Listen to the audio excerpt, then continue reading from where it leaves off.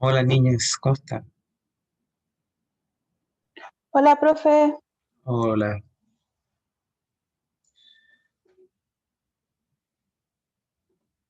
Anaís, ¿tú te puedes conectar mañana en el horario de laboratorio que voy a entregarle las pruebas? ¿Puedes? ¿O el lunes nomás? No, profe, no puedo. Mm. ¿Puede Entonces, ser el lunes? sí, el lunes, sí, no hay problema. Gracias, profe.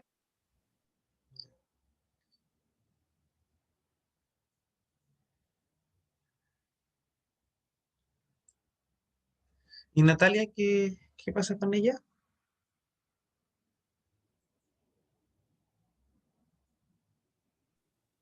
No sé, profe, a mí me había dicho que se iba a conectar. Ella me dijo que tuvieron problemas el lunes.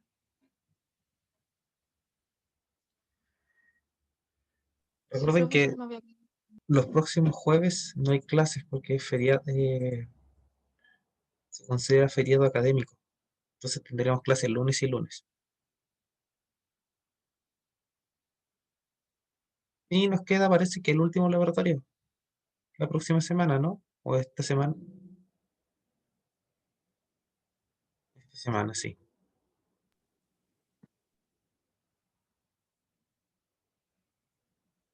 Profesor, Ujú. ¿recibió nuestro informe de tensión superficial? Sí, sí lo recibí. Ah, ya. Natalia se está conectando ahora.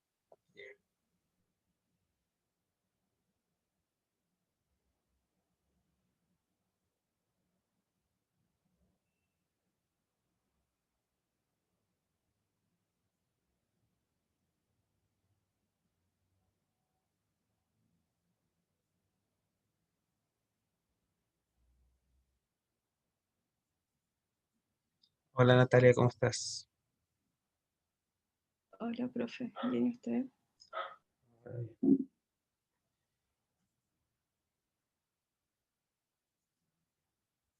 Entonces empezamos lo último, niñas. La última materia antes de la prueba. Vamos a ver fenómenos de transporte. ¿Ya? ¿Qué son fenómenos de transporte? Son, son fenómenos que donde desplaza materia, energía o una reacción. ¿Ya? Es un sistema que puede estar afuera o dentro del equilibrio cuando está siendo transportada entre el sistema y los alrededores, o entre una parte del sistema, energía, electricidad, materia, etcétera, etcétera. ¿Ya? En fenómenos de transporte se estudia la velocidad y los mecanismos eh, envueltos en estos fenómenos de transporte, como lo que es cinética física. La parte cinética estudia las velocidades y los mecanismos de reacciones químicas, donde se ve la parte cinética química o de reacciones. Si existen fuerzas no equilibradas en el sistema, este equilibrio mecánico y las partes se mueven hacia un cierto lado. En la parte de oxidación, reducción, productos, reactantes, etcétera, etcétera. Y el flujo de fluidos es el tema de dinámica de fluidos. Cuando se aplica un campo eléctrico a un sistema, las partículas cargadas de electrones o iones se van hacia esa fuerza o se repelen dependiendo de la carga que tengan estas moléculas y pueden moverse a través del sistema produciendo una corriente eléctrica. Si existen diferencias de temperatura, es decir, antes de que ocurra la reacción o ocurra el fenómeno en el sistema y sus alrededores, esto alteraría la, la energía en sí, es decir, que el proceso podría ser más rápido, menos rápido, más espontáneo, no espontáneo, eh, completa, etcétera, etcétera. Si existen diferencias en las concentraciones de una sustancia entre entre diferentes regiones de la solución, el sistema no está en equilibrio. Es decir, Y tenemos que ver que todas las moléculas estén en equilibrio, no solamente una región, o que hayan regiones sin reaccionar completamente o que lleguen al equilibrio. Recuerden que el equilibrio es dinámico. Esto no es decir que esto 100% siempre va a ser producto y otra se va reactante, por ejemplo. Siempre el producto se va reactante y el reactante se va producto, etcétera, etcétera. Pasa lo mismo con lo que vimos una vez en el laboratorio, el equilibrio de fases, que el agua puede estar en tanto fase líquida como fase gaseosa y entra ese equilibrio continuo, dinámico. Nosotros podemos distinguir como flujo de calor cuando la gradiente de temperatura, y podemos ver que la corriente es denominada por la temperatura. El flujo de corriente eléctrica es por el potencial eléctrico, volt. Y nosotros podemos ver que es eh, directamente proporcional a la gradiente de volts por la distancia. El flujo de materia es por concentración. Esto lo podemos ver, lo han visto por ejemplo en química 2, química 1, con las reacciones de primer, segundo orden, tercer orden y esos grados intermedios. ¿Se acuerdan de eso? Niñas. Sí, profe. Sí, profe. El flujo de cantidad de movimiento, velocidad, por lo tanto vemos sobre potencial y la velocidad con respecto a la materia. Este es el principio de Newton y Pauli. La visco- Nosotros vimos esto en el laboratorio, la viscosidad de los líquidos. La medida de viscosidad de líquidos se efectúan generalmente en un tubo, por lo cual reduciremos su tamaño para que este equilibrio de descendencia capilar sea mucho más rápido y podamos verlo de manera efectiva, donde tenemos que considerar la longitud, el radio, la longitud del capilar, la altura y el radio, el ancho que tenga, el cual influye homogéneamente.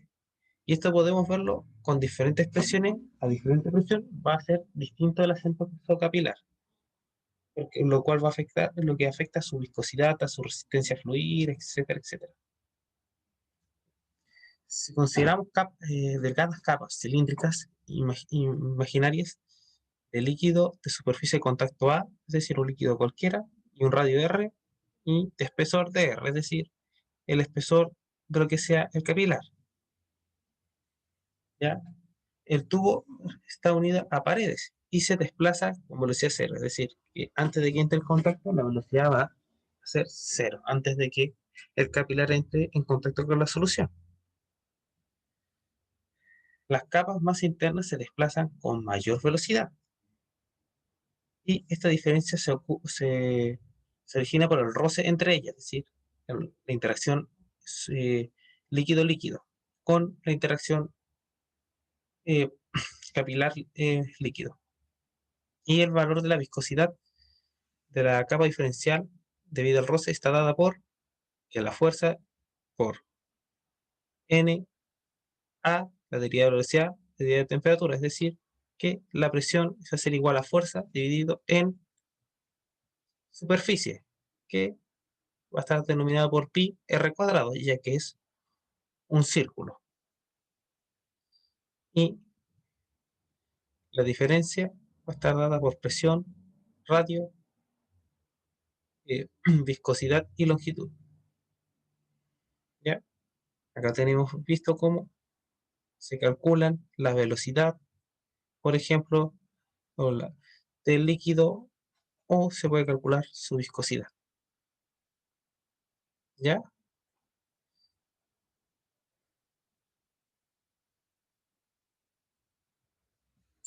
Nosotros vimos el método de flujo capilar. En esta última relación se puede determinar la viscosidad de un tubo apropiado en el viscosímetro de Ostwald, el cual tendríamos que haber visto o vamos a ver cuando volvamos al laboratorio, el cual consiste en un tubo en forma de U, en el cual proporciona un capilar y se determina con el viscosímetro el tiempo necesario para que el volumen ascienda o baje. Para el volumen de un líquido dado. Es decir, que nosotros vamos a tener vamos a colocar agua primero y vamos a determinar, porque ya nosotros conocemos la viscosidad del agua. Y después colocamos nuestra muestra, para una forma más comparativa. La velocidad de flujo, el volumen de flujo, o a lo largo del tubo, se obtiene integrando el número del primero y de la reacción transversal del segundo. Acá tenemos, y acá tenemos el tiempo, el R, que va a ser el radio, y tenemos la viscosidad. Por lo tanto, si variamos la temperatura, podríamos tener acá una forma de cómo calcular la viscosidad a distintas temperaturas y su potencial, su energía de viscosidad, ¿ya? Para que esto fluya. Por lo tanto, nosotros con el viscosímetro de Ostwald, variando las temperaturas, podríamos tener la viscosidad y así determinar la energía necesaria para que el líquido fluya, ¿ya? Ya que nosotros podemos linearizar esta fórmula y así obtener logaritmo de la viscosidad versus la temperatura. Y la pendiente sería la energía necesaria. ¿Me entendieron eso, niñas? ¿Dudas, consultas hasta el momento? ¿Estoy pasando muy rápido, más lento? Cuéntenme. Profe, yo no lo entendí. ¿Pero de qué parte? Para que La última parte, donde decía que variando las temperaturas se puede determinar la la energía. viscosidad. Ah, de la energía. Sí. Porque nosotros podemos calcular la viscosidad con esta fórmula, ¿ya? Mediante el viscosímetro de Ostwald. Entonces nosotros calculamos la velocidad para distintas temperaturas, ¿ya? Entonces hacemos un gráfico, aplicamos el logaritmo natural y linearizamos el logaritmo natural de la viscosidad versus 1 dividido en la temperatura. Y así hacemos una recta y la pendiente sería igual a la energía necesaria para que el líquido fluya. Es decir, que nosotros podemos calcular esta energía de forma teórica, de forma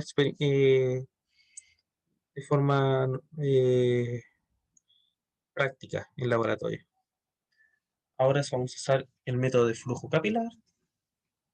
Si lo vimos en la teoría, la presión que se mueve de un líquido está dada por la densidad, la gravedad y la altura, es decir, la diferencia entre los dos brazos. Donde sube y pasa todo este momento. Esta diferencia de nivel o que pasa durante el experimento varía. Tenemos una altura cero, que es a tiempo cero, que es decir, que no hay altura, y frente al líquido, frente a otro líquido, va a haber una diferencia de alturas, es decir, de ascendencia o de crecimiento. Y depende del volumen del capilar. Por lo tanto, así podemos encontrar podemos calcular la viscosidad. Acá sabemos que A es la comparación de líquido A, líquido B. Entonces, como A es constante, podemos ir variando y con la densidad podemos ir y comparar dos muestras distintas, porque esta es una constante. ¿Ya? ¿Y entendieron cómo funciona esto? ¿O se lo explico de nuevo? ¿Dudas, consulta con el método de flujo capilar?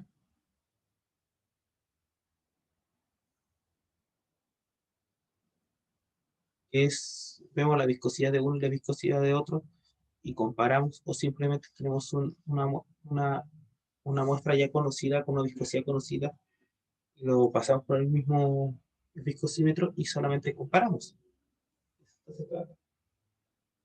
Entonces llegaríamos a un ejemplo práctico. Cuando 10 ml de agua, ya conocemos la viscosidad del agua, a 20 grados Celsius se coloca en un viscosímetro de Ostwald. Transcurren 136 segundos para que el nivel del líquido suba desde la parte A hasta la parte B. Es decir, haya esa diferencia hay ese desplazamiento del líquido. ¿Ya? Y en el mismo viscosímetro, utilizando 100 ml, 10 ml de hexano a la misma temperatura, se demora 67,3 segundos. Y yo les podría pedir como un ejercicio calcular la velocidad del hexano, la viscosidad del hexano a 20 grados Celsius y a presión de una atmósfera. Nosotros sabemos que la viscosidad del agua es 1,002, ¿ya? La densidad del agua es 0, a esa temperatura es 0,998 gramos por ml y la densidad del hexano es 0,659 gramos por ml. Nosotros utilizamos lo anterior, este sería viscosidad del agua, densidad del agua, tiempo. Y estos pasan dividiendo y comparamos con el otro. Y aquí sería fácil, sería con esta fórmula de comparación entre muestra problema y agua. Tenemos que la viscosidad de nuestra muestra problema, en este caso hexano, va a ser igual a la viscosidad del agua por la densidad de la muestra por el tiempo que demoró en líquido fluir. Y acá la densidad del agua por el tiempo que el agua demoró en fluir. Acá se hace paso a paso y vamos variando. Tenemos que la viscosidad es 1,002 cp, multiplicamos por la densidad del viscosímetro y cuánto demoró para subir, 67,3, dividido la viscosidad del agua por lo que se demora el agua en fluir. Por lo tanto, aquí podemos calcular la viscosidad del hexano, que sería 0,326 cp. ¿Alguna duda, consulta con este ejercicio, niñas? ¿Les pareció muy complicado? ¿No lo entendieron? Cuéntenme. No, profe, creo que, o sea, yo no tengo ninguna duda hasta el momento. Yo tampoco. Después seguimos con el método de la fase de esfera descendiente, donde se mide la velocidad donde cae una pequeña gota del líquido problema y con esto podemos determinar la densidad, con la gota cómo se mueve en el cilindro, ¿ya? Y hay que calibrar este instrumento. Por lo tanto, nosotros podríamos calcular con la ecuación de Stock, ¿ya? La fuerza de resistencia va a ser 6pi por la viscosidad por el radio de la esfera, que es más complicado, y la velocidad de desplazamiento del líquido, ¿ya? Y otra fuerza que se puede aplicar, si la gota está cayendo, se puede ver la densidad por la gravedad. Y acá está la fórmula de una esfera, del área de una esfera. Aquí está la fuerza de gravedad y aquí está la masa. ¿Cómo calculamos la masa? Sería el área por la viscosidad, el volumen por la viscosidad. De acuerdo al principio de Arquímedes, existe una tercera fórmula hacia arriba, es decir, que pasa hacia arriba. La fuerza de empuje es igual al peso del volumen desplazado. Entonces tenemos la fuerza de empuje, ¿ya? Y podemos ver que es lo mismo, simplemente la misma que la fuerza de gravedad. Por lo tanto, acá sumando todas las fuerzas que hay, tenemos que la fuerza de gravedad es igual a la fuerza de empuje por la fuerza de resistencia de fluido. Entonces, cuando tenemos esto, los términos de viscosidad están dados por esta ecuación. y vemos cómo se desplaza el agua cuando tenemos un sólido y queremos determinar su viscosidad. Ahora tenemos que ver la velocidad de la fuerza al caer, que va a ser semejante a la gravedad, el radio de la esfera, la viscosidad del líquido, la aceleración, la gravedad, etc. Y la densidad del líquido. Este método de viscosidad nos sirve para ver a través de alguna esfera o algo la viscosidad de algún líquido.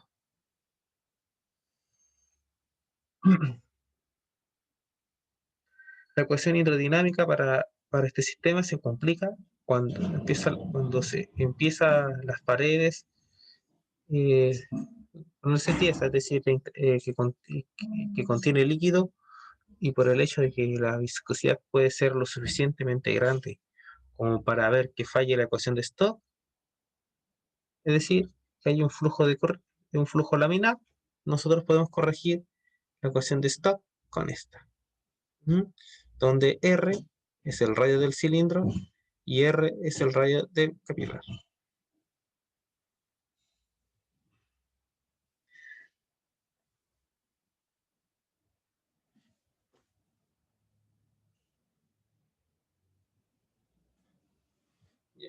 Eh, Viendo esto mismo, en un medio ilimitado, este flujo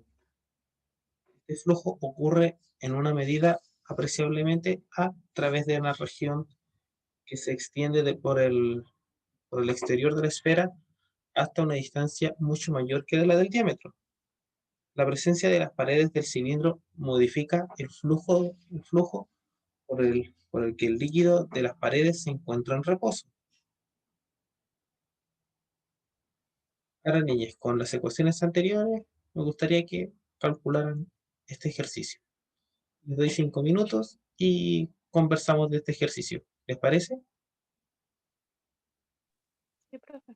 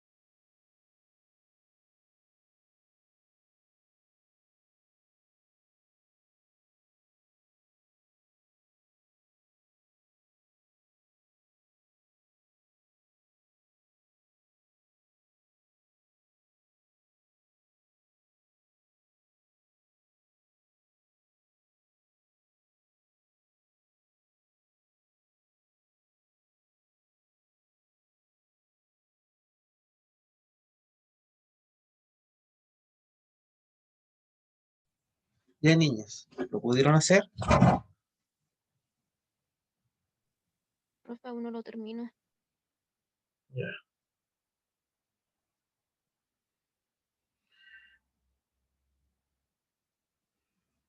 Les doy un ratito, unos minutos más.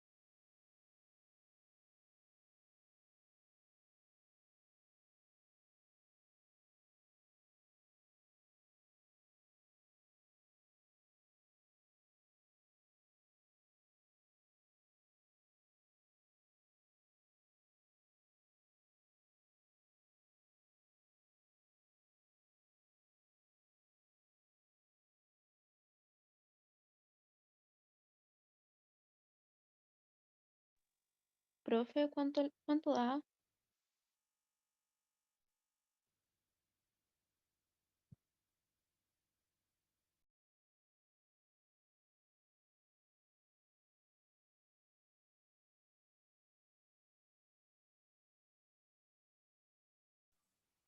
A 0,37, parece que estaba con micrófono apagado. Se calcula la del agua también, ¿cierto? Sí, la del agua da Mm, 0,416 metros por segundo. ¿Ya? O 416 centímetros por segundo.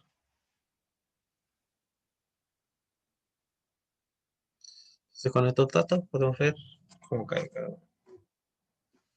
Entonces, las viscosidades macromoleculares. Niñas, ¿ustedes saben qué es una macromolécula? No. Una macromolécula es una molécula orgánica de considerable peso molecular. Son bien grandes. A ver, para que tengan una idea, les voy a mostrar una.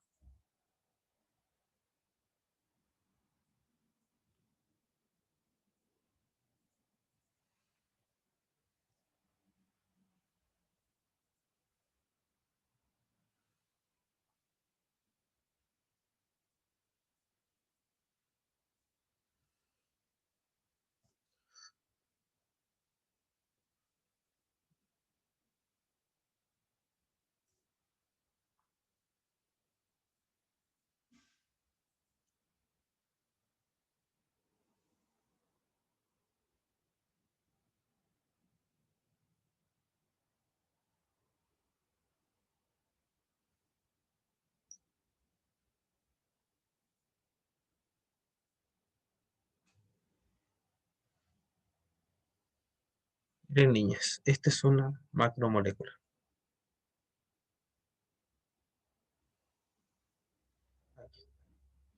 Es una molécula orgánica gigante con un elevado peso molecular. ¿La pueden ver? Sí, Sí, Es profe. eso es una macromolécula, porque después me podrían preguntar, ¿pero qué es? Entonces, este viscosímetro de macromoléculas podemos determinar eh, el peso molecular, ¿ya? Tomando el peso molecular inicial y el móvil, elevado a por la constante que depende del equipo. El equipo tiene su constante y nos dará la viscosidad. Si ya la conocemos, podemos determinar la masa molar.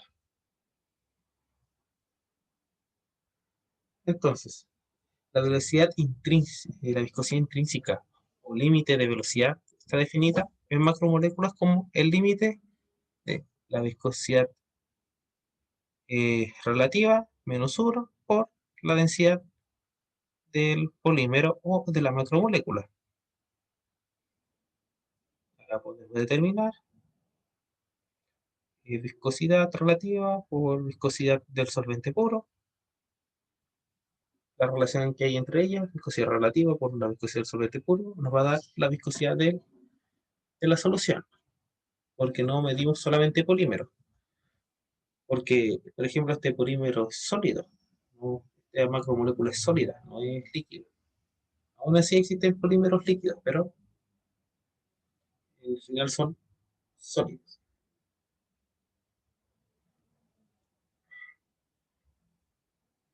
Determinando la viscosidad a diferentes concentraciones del polímero, podemos hacer un patrón lineal, ¿ya? Y ver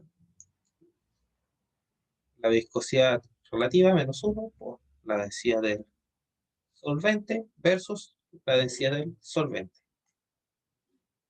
¿ya? Donde el intersecto, la densidad tiene que ser 0, depende de la velocidad, es la viscosidad intrínseca, ¿ya? El intersecto. Entonces, ¿cómo yo calcularía, determinaría la densidad? Tengo el logaritmo de la concentración por el logaritmo de la viscosidad, ¿ya? El peso molecular y la pendiente sería la constante, ¿ya? Existe una única forma para ver el peso molecular de una macromolécula. Si solo existe un tipo de especie presente en el caso de la mayoría de las proteínas purificadas, la solución para ver todo esto es la monodispersa y la definición de la masa molar que conocemos varía un poco. Sin embargo, muchas soluciones de macromoléculas biológicas contienen una masa molar distinta, puesto que su longitud de cadena es diferente. Es decir, que en nuestro cuerpo las macromoléculas pueden ir variando. ¿Ya? ¿Ustedes conocen alguna macromolécula que actúa en nuestro organismo?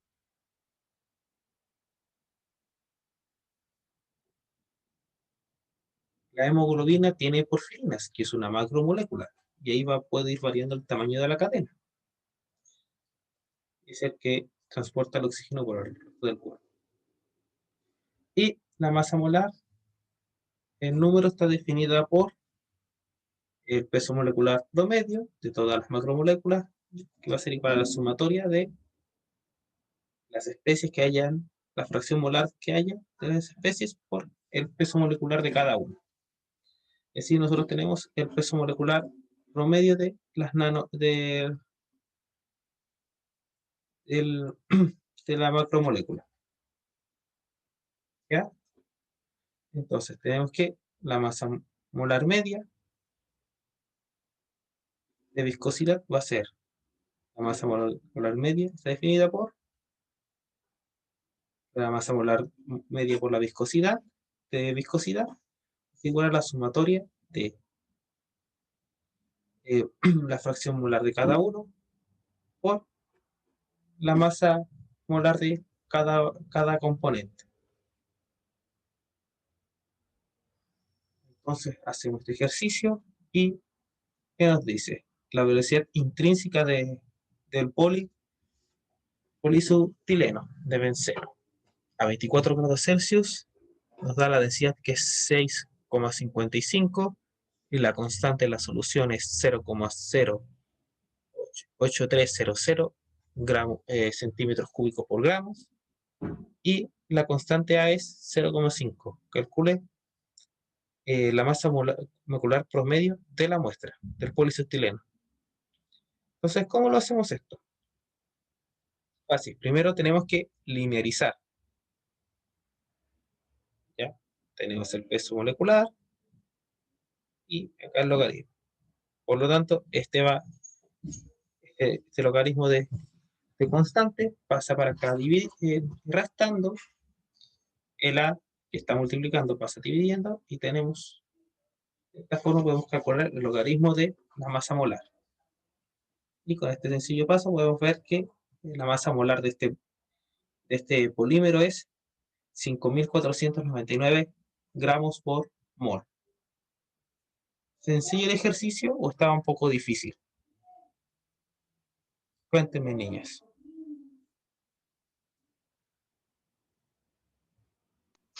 No, profe, no está difícil. Bueno, igual está todo. Ay, yo lo encontré difícil.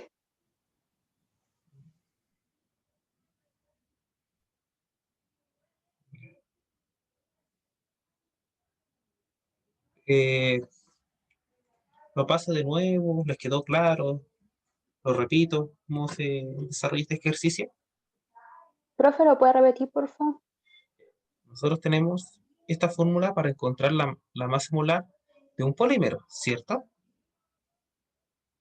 Nosotros tenemos que esta relación de masa molar por viscosidad por la masa molecular individual promedio es igual a la masa molecular del polímero, M. Entonces, ¿cómo yo saco esto? Porque está elevado a A, que es nuestra constante, que es 0,5 en este caso. Linealizo. ¿Cómo se linealiza? Cuando está cualquier número elevado a otro, hay que aplicar logaritmo natural. Por lo tanto, logaritmo natural de viscosidad, logaritmo de viscosidad. De una constante, logaritmo natural de la constante, logaritmo pasa para abajo. Nosotros sabemos que cuando aplicamos logaritmos, las multiplicaciones son sumas. ¿Ya? Y las elevaciones están multiplicando. Entonces, el logaritmo molecular de el peso molecular. Y tenemos esta ecuación.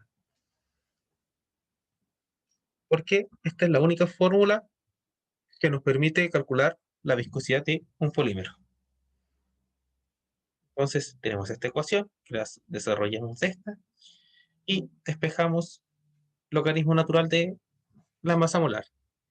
La constante pasa restando, tenemos logaritmos de la viscosidad menos el logaritmo de la constante, la está multiplicando, pasa dividiendo, se queda aquí dividiendo A, y reemplazamos la viscosidad, la constante del instrumento y la constante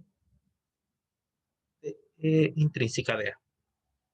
Y así podemos calcular, nos da un resultado y ese resultado aplicamos antilogarismo, eliminando el logaritmo y nos da que el peso molecular es 5.499.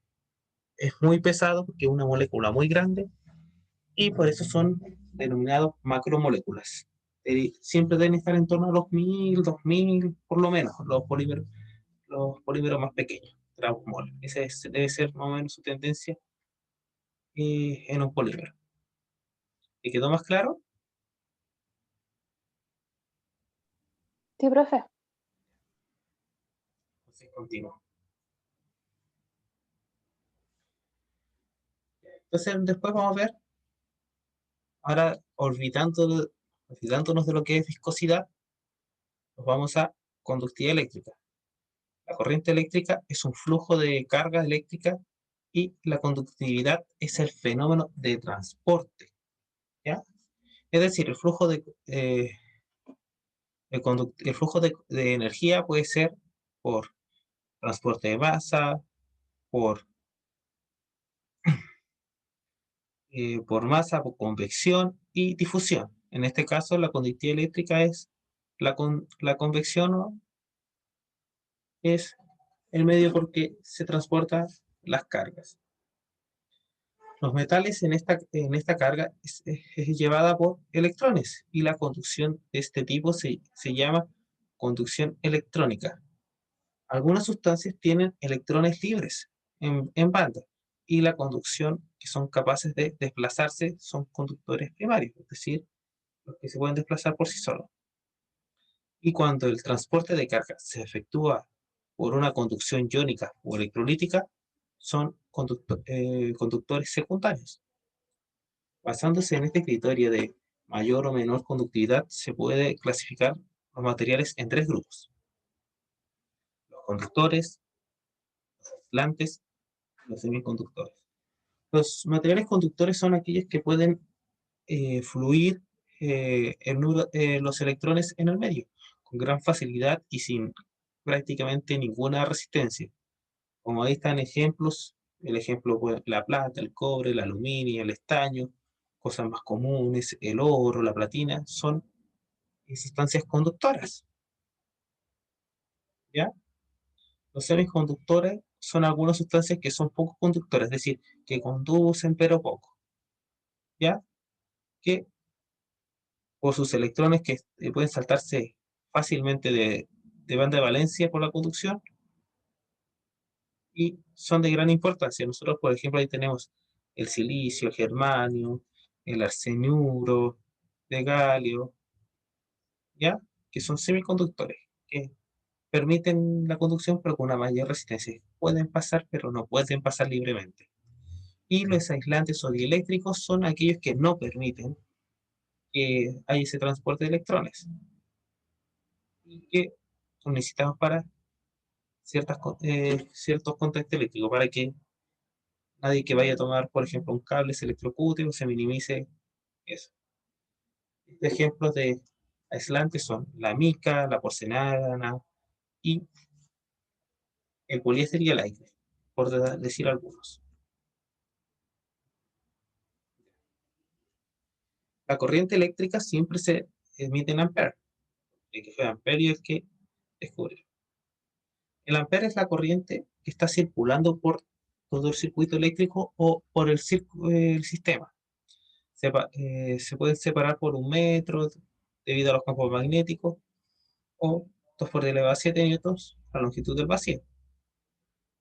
La cantidad de carga que se mide en coulombs es un coulomb, es la cantidad de electricidad o eléctrica que es transmitido por segundo por ampere. Es decir, que un coulomb es cuánto yo transporto 1 ampere por 1 segundo. ¿Ya? ¿Cuántos amperes, cuánta energía eléctrica se desplaza por segundo? ¿Ya? Y la corriente que circula. La corriente que circula existe en una gradiente diferencial y la unidad se denomina potencial eléctrico, ¿ya? Que es la energía dividido en Coulomb. Así se denomina el potencial eléctrico, volts. La corriente eléctrica está definida por corriente es aproximadamente la gradiente de la carga dividido por la gradiente de la velocidad del tiempo. La velocidad de carga a través de un conductor donde la carga de Q es la carga transversal de la sección, es la gradiente. Y la densidad de corriente será definida por la corriente dividida en el área, es decir, cuánta corriente pasa en una área determinada.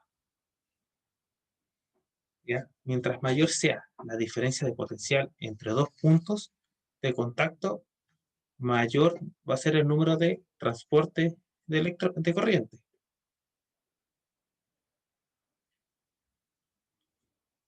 La constante está proporcionada por resistencia, es decir, ohm. Un ohm es la resistencia que ofrece el medio a que pase la corriente eléctrica con diferencia de por volt. ¿Ya? Y los aislantes o semiconductores no obedecen la ley de Ohm, solamente los materiales conductores.